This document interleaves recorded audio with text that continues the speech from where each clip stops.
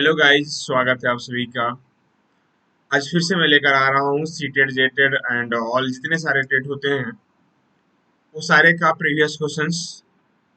और आज का जो वीडियो होने वाला है वो होने वाला है पार्ट 7। इससे पहले 6 वीडियो मैंने बना रखा है, तो जो लोगों ने इससे पहले के वीडियो नहीं देखे होंगे वो लोग जा करके डिस्क्रिप्शन बॉक्स में सारे चीजों का लिंक दिया रहेगा। जा करके इससे पहले का 6 वीडियो आप लोग देख लेंगे। और जो लोग देख चुके हैं 6 वीडियो, वो लोग आज का ये 7वां वीडियो का आनंद लेंगे। ठीक है, तो आज का जो पहला क्वेश्चन है वो रहा ए। चलिए तो स्टार्ट करते हैं। और देखेंगे आज का जो सबसे फर्स्ट क्वेश्चन है वो लिख रखा है कि एक बैठक में सदस्यों में से 4/25 महिलाएं थी। यह सदस्यों का कितना प्रतिशत था? कहीं पे एक क्या हो रहा था, एक मीटिंग हो रही थी, एक बैठक हो रही थी। वहां पे टोटल कुछ ना कुछ मेंबर होंगे, कुछ लेडीज होंगे, कुछ जेंट्स होंगे, लेकिन टोटल वहां पे मेंबर कितने थे ये अता पता हमें नहीं है। और वहां पे बोल दिया है कि जितने सारे भी मेंबर होंगे उसमें से 4/25 क्या है, महिलाएं हैं। क्लियर? तो अब हम समझेंगे ऐसे कि सर टोटल बैठक में अगर मेंबर हमारे पास एक्स होंगे, ठीक है, तो एक्स का 4/25 कौन है? महिला है। तो बोलता है कि अगर वहां पे एक्स होंगे टोटल बैठक में, तो बोलता है कि उसका कितना प्रतिशत महिला है। तो एक बात आप यहाँ से ये भी आप कह सकते हैं कि सर जो ये 4/25 लिख रखा है इसका सेंस ये है कि मीटिंग में टोटल 25 आदमी थे, 25 में से 4 क्या है, महिला है। इसका मतलब ये होता है कि अगर 4/25 है ना, इसका सेंस है कि पूरे कंप्लीट जो मीटिंग हो रही थी उसमें 25 मेंबर थे, और 25 मेंबर में 4 वैसे मेंबर थे जो क्या थे, महिला थे, लेडीज थे। तो वही पूछा है कि यह सदस्यों का कितना प्रतिशत है। हमें क्या पता सर, तो मान लेते हैं कि 25 का x प्रतिशत बराबर 4। जब यहां से हम लोग x प्रतिशत का वैल्यू निकालेंगे तो हो जाएगा 4/25। क्लियर?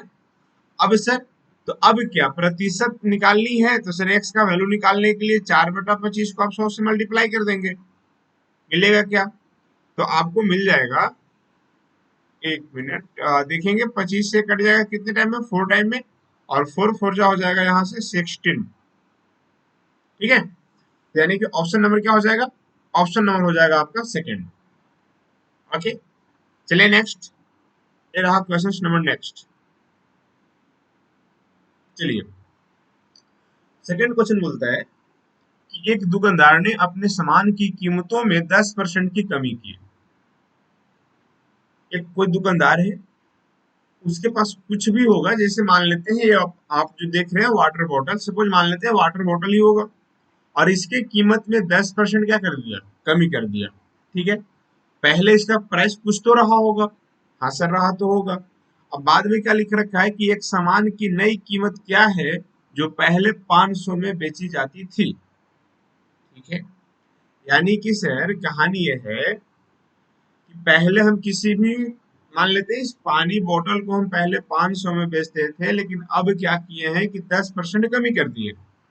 तो देखिए, अगर इसकी प्राइस 500 है और किसी भी चीज की अगर 10% निकालनी रहती है तो हम एक अंक के बाद दशमलव लगा देते हैं, मतलब कि यहाँ पे दशमलव लगा देंगे। तो क्या सर इसका 10% क्या हो जाएगा, 500 का जो 10% हो जाएगा वो हो जाएगा 50।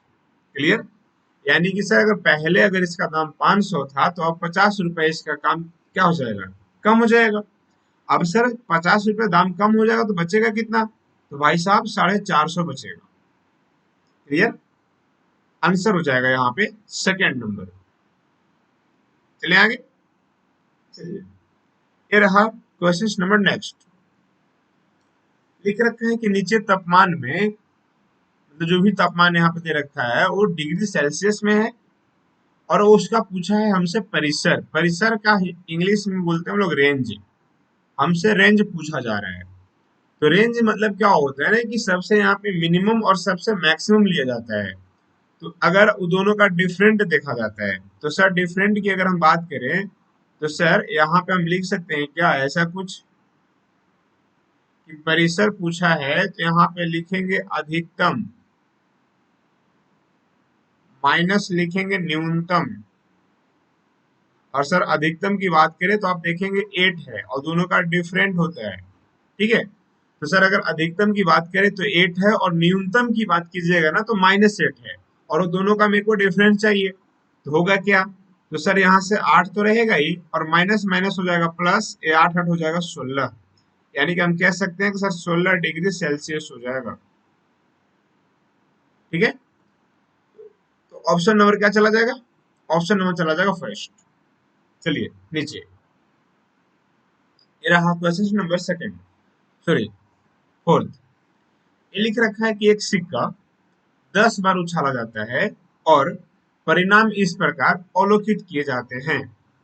मतलब ये है कि अगर हम एक सिक्का को 10 बार इस तरह से टॉस करेंगे, ठीक है, तो आपको पहले इतना पता होना चाहिए कि अगर सर जब कभी भी हम एक सिक्का को टॉस करते हैं, जब कभी हम सिक्का को उछालते हैं, जब कभी हम एक सिक्का को ऊपर फेंकते हैं, तो सर जब आप अक्सर देखे होंगे कि किसी भी काम को, जैसे मतलब हम लोग क्या करते थे अपने टाइम में कि क्रिकेट खेलने से पहले, फुटबॉल खेलने से पहले हम लोग कॉइन को उछालते हैं। तो कोई बोलता है कि हेड, तो कोई बोलता है टेल, इस तरह से। तो यानी कि सर यहाँ पॉसिबिलिटी क्या आती है कि जब कभी आप अगर कॉइन को उछालेंगे तो या तो हेड आएगा या तो टेल आएगा, या तो चीत आएगा या तो बट आएगा। कहानी तो यही होता है। हाँ सर यही होता है। तो अब उनसे बोला गया है कि जब हम 10 बार उछाले हैं ना कॉइन को, तो सबसे पहले बार में हमको यहाँ देखेंगे हेड मिला हुआ है, देन फिर से टेल मिल गया, हेड मिल गया, टेल मिल गया, टेल मिल गया, हेड हो गया, हेड हो गया, टेल, हेड, हेड हो गया। ठीक है, अब हमसे पूछता है कि चित्त प्राप्त करने की संभावना, चित्त मतलब होता है हेड, यानी हेड प्राप्त करना है। तो अब सबसे पहले कि आप यहाँ पे काउंट कर लीजिए कि हेड कितने टाइम्स हमको मिला है। सबसे पहले जब 10 बार उछाले हैं तो 10 बार में हेड हमारे कितने टाइम्स आया हुआ है, तो देखेंगे 1 हो गया, 2, 3, 4, 5, 6।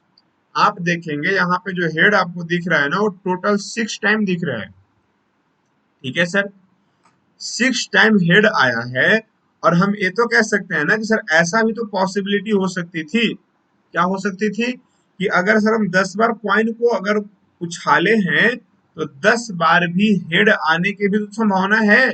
तो हाँ सर 10 बार भी हेड आने की संभावना तो हो सकता है, लेकिन क्या 10 बार आया, तो नहीं सर 10 बार तो आया नहीं है, आया 6 बार है। तो जितना बार आया है उसको ऊपर, और जितनी होने की पॉसिबिलिटी है उसको नीचे, और सॉर्ट आउट कर देंगे तो 3 दूना 6 और 5 दूना 10, यानी मिलेगा आपका 3/5।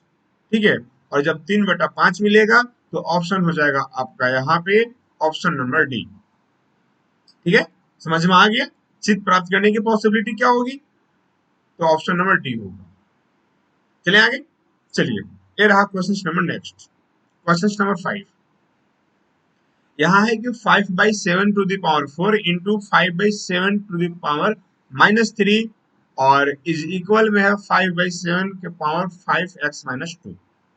आपको पहले हम बता दें कि यहाँ पे आप जो देख रहे हैं ना, ये वाला क्या देख रहे हैं, 5/7 और 5/7। आप देखेंगे सब दोनों का बेस क्या है, इक्वल है, सेम है, मतलब एक ही जैसा है। क्यों सर, क्योंकि यहाँ भी 5/7 है, यहाँ भी 5/7 है। अब हमको पता है कि सर अगर बेस इक्वल हो और बातें इनटू में हो, बेस इक्वल हो और कहानी गुना में हो, तो ऐसे हालात में पावर जुड़ जाता है। मतलब कि सर हम ऐसे लिखेंगे 5/7 के पावर यहाँ लिखेंगे 4 और प्लस, अरे -3 को जोड़ देंगे, और इधर हो जाएगा आपको 5/7 के पावर, आप देख पा रहे होंगे कि लिखा हुआ है 5x-2। अब सर यहाँ पे जोड़ेंगे तो प्लस माइनस तो माइनस हो जाएगा सर, यहाँ बचेगा हमारे पास 5 के पावर 7, मतलब 5/7 के पावर क्या 1 बच जाएगा, और इधर हो जाएगा 5/7 के पावर, तो ये भी जस्ट का 10 रह जाएगा, यानी कि 5x-2 होगा। अब एक कहानी और क्या होता है, तो सर एक कहानी और यही होता है कि अगर इक्वल के दोनों तरफ का बेस सेम दिखना शुरू हो जाए, फिर से सर इक्वल के दोनों तरफ हमारा बेस क्या दिखे, सेम दिखे, तो ऐसे हालात में सर हमारा पावर भी क्या हो जाता है, बराबर हो जाता है। और जब पावर बराबर हो जाएगा बाबू, तो आप इसको ऐसे लिखेंगे कि सर 1 बराबर 5x-2 दो उठा के इधर भेज देंगे तो हो जाएगा 3/5x, और सर जब x का यहाँ से वैल्यू निकालेंगे तो सर 3/5 हो जाएगा x का वैल्यू। क्लियर? तो हमसे पूछा था x का वैल्यू, जो आया 3/5, और जो 3/5 है ऑप्शन नंबर आप देख पा रहे होंगे कि सेकंड में आपका दिख रहा होगा 3/5। क्लियर है यहाँ तक? चलिए आगे। चलिए, तो ये रहा क्वेश्चन नंबर नेक्स्ट। और ये जितने सारे क्वेश्चंस है ना, ये टोटल क्वेश्चंस आपका 2018 का क्वेश्चंस है। ठीक है, 2018 में सीटेट का जो क्वेश्चंस पूछा गया था उसका पेपर है ये। चलिए आगे देखते हैं। लिखा है कि ए बी सी तीन परिमेय संख्याएं हैं, जहां ए बराबर 3/5 और बी बराबर 2/3 एंड सी बराबर क्या है -5/6 है। तो बोलता है कि निम्नलिखित में से कौन सा सत्य है। मतलब क्या है भाई? अब देखिएगा थोड़ा सा, ये तो एक झटका में आपको ऐसे ही दिखना चाहिए था कि सर यहाँ देखिए तो ऑप्शन सेकंड आपका सही हो जाएगा। क्यों सही हो जाएगा? कि आपका लिखा है कि पहले ए है, देन बी प्लस क्या है सी है, और इसको इक्वल कर दिया है किसके साथ, सी प्लस यहाँ पे इंटू में क्या डाल दिया है, ए प्लस बी डाल दिया है। कोई फर्क नहीं पड़ेगा, आप ऐड ही तो कर रहे हैं, पहले किसी को भी ऐड कर लीजिए, क्या फर्क पड़ना है भाई। यहाँ पे जो पहले बात में लिखा हुआ है सेकंड वाला में, वो बी प्लस सी को पहले, मैंने जो ब्रैकेट है, ब्रैकेट इस बात को दिखाना चाहता है कि पहले बी और सी को जोड़ लिया है और देन ए को जोड़ा है, क्या फर्क पड़ेगा, है ना। और उसके जस्ट इक्वल जो किया है, उसको ए और बी को पहले जोड़ लिया तब सी को जोड़ा है, कोई दिक्कत नहीं है। एग्जाम्पल के तौर पे ऐसे समझिएगा, हम आपको बोलेंगे कि मेरे पास मान लेते हैं कि देखिए 3 गो संख्या है, ऐसा संख्या है हम बोलेंगे ना कि इसका सम कितना होगा, तो हम बोलेंगे कि एक बार एक काम कीजिए कि पहले 2 और 3 को जोड़ लेते हैं, तो 2 और 3 कितना हो जाएगा, 5 हो जाएगा, और इसके बाद एक को जोड़िए तो क्या मिलेगा, 6 मिलेगा। फिर क्या करेंगे कि हम बोलेंगे नहीं नहीं ऐसे नहीं होगा, अब क्या करेंगे कि पहले 1 और 2 को एक साथ जोड़ेंगे और तब बाद में 3 को जोड़ेंगे, तो 1 और 2 जोड़िएगा तो 3 होगा, बगल से भी 3 आएगा, क्या मिलेगा 6। सर यहाँ भी 6 मिला, यहाँ भी 6 मिला। सर रिजल्ट में क्या फर्क पड़ता है भाई साहब जोड़ने में, अगर आगे पीछे लिखकर ही जोड़ेंगे तो क्या फर्क पड़ेगा, कोई फर्क है यहाँ पे, कोई फर्क नहीं है।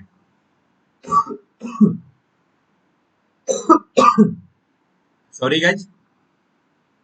तो यहाँ पे ऑप्शन नंबर सेकेंड हो जाएगा, क्योंकि आगे पीछे जोड़ने से कोई फर्क नहीं पड़ता है। चलिए आगे चलते हैं। हाँ, ये देखेंगे क्वेश्चन नंबर 7 लिख रखा है कि यदि Q एक प्राकृतिक संख्या है, सॉरी Q एक प्राकृतिक संख्या P का वर्ग है। देखिए जो Q है ना, वो किसका वर्ग है, सर P का ये वर्ग है। ठीक है, तो बोला है कि तो P है, P क्या है भाई, तो सर P जो होगा ना वो Q का वर्ग नहीं बल्कि वर्गमूल होगा। सर क्या होगा, वर्गमूल होगा। कैसे होगा वो समझिएगा, बता दे रहे हैं छोटा सा एग्जांपल के साथ। हम बोलेंगे कि ये जो 4 है वो 4 क्या है, तो सर 2 का ये जो 4 है ना सर, ये वर्ग है। क्या है सर, ये स्क्वायर है। ये नहीं बोलिएगा, हम बोलेंगे कि 4 क्या है, तो सर 4 2 का वर्ग है, स्क्वायर है। लेकिन हम बोलेंगे सर ये 4 का ये 2 क्या हो जाएगा, तो भाई साहब 4 का 2 तो वर्गमूल हो जाएगा, क्या हो जाएगा, तो सर ये स्क्वायर रूट हो जाएगा। ठीक है, तो ये क्वेश्चन जो एग्जांपल दिए ना, इसको समझने के लिए बेहतर होगा, है ना, कि यदि Q एक प्राकृतिक संख्या P का वर्ग है तो P क्या है भाई, तो P Q का वर्गमूल होगा। यानी कि सर ऑप्शन की बात करें तो ऑप्शन हो जाएगा यहाँ पे फर्स्ट। क्लियर यहाँ तक? चले आगे।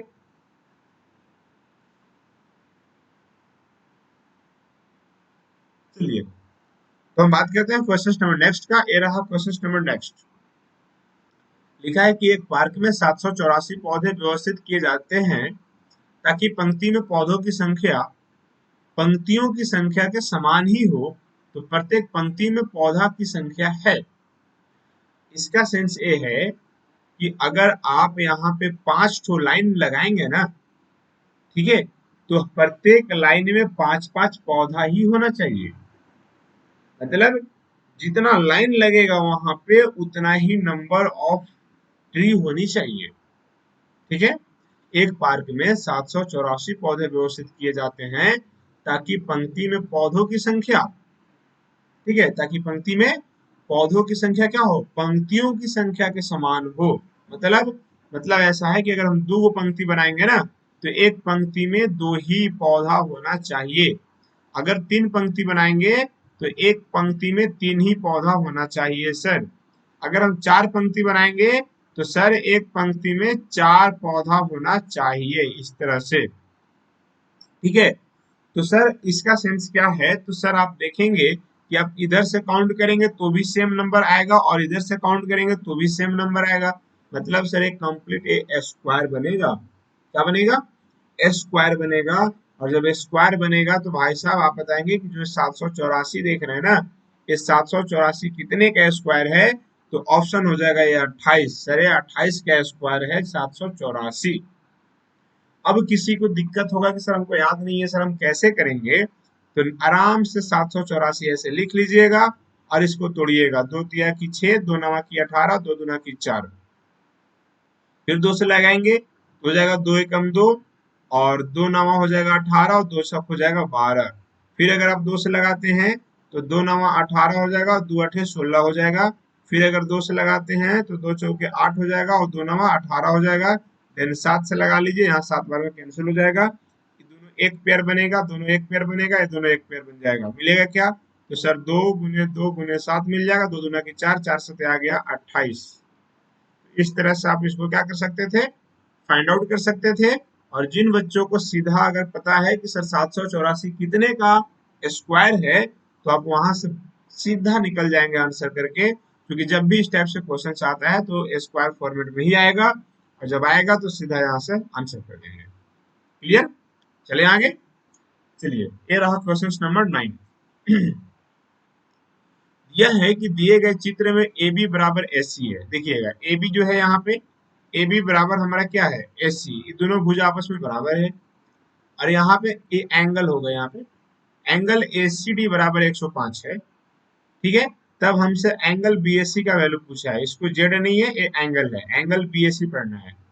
एंगल बी एस सी बराबर क्या होगा, तो सोचिएगा कि बी ए सी पूछ रहा है आपसे, यानी कि ए वाला एंगल, ऊपर वाला एंगल आपसे पूछा जा रहा है। ठीक है, बी एस सी आपसे पूछा जा रहा है।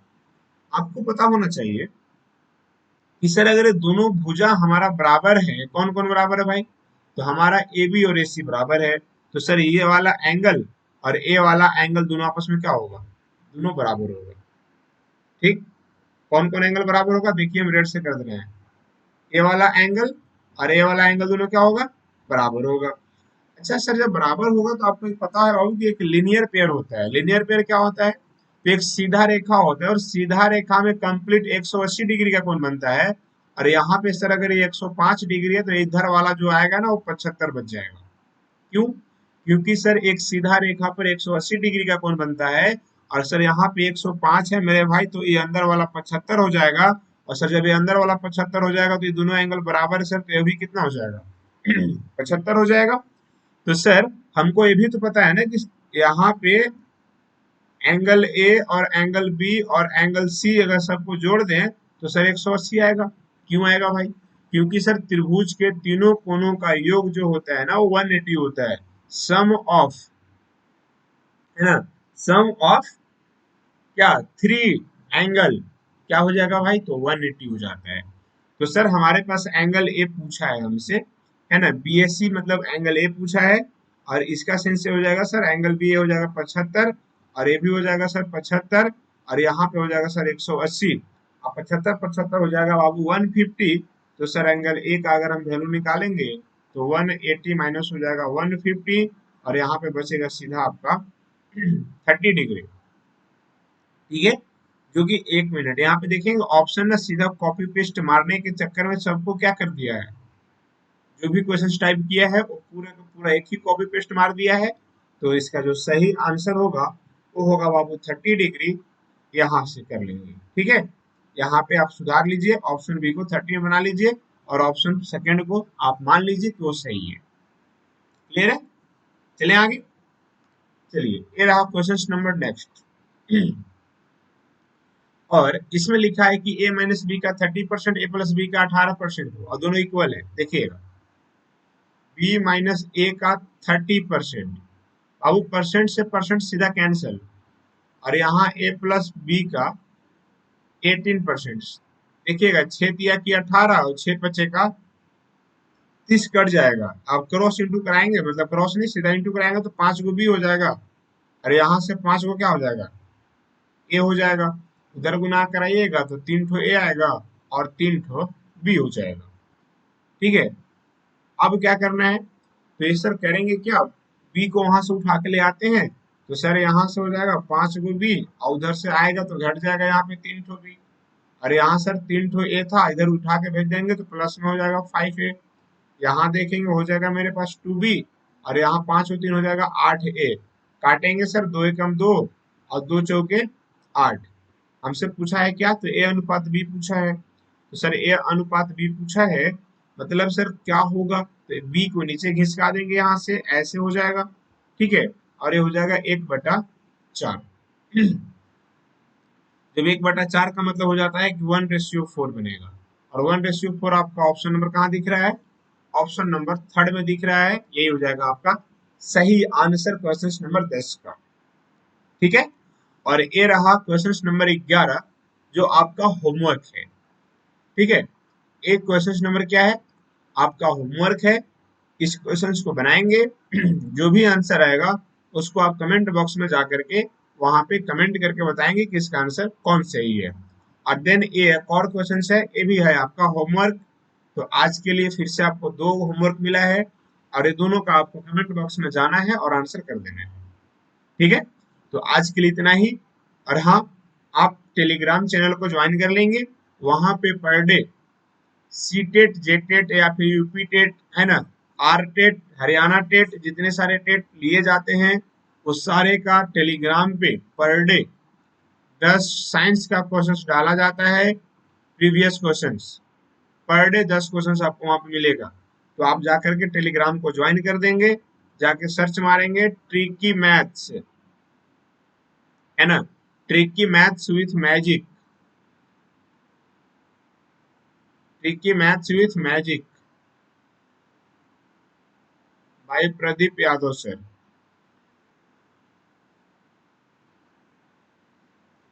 इसको आप सर्च मारेंगे टेलीग्राम पे जाकर के, तो वहां पे पर डे 10 क्वेश्चंस डाले जाते हैं साइंस का।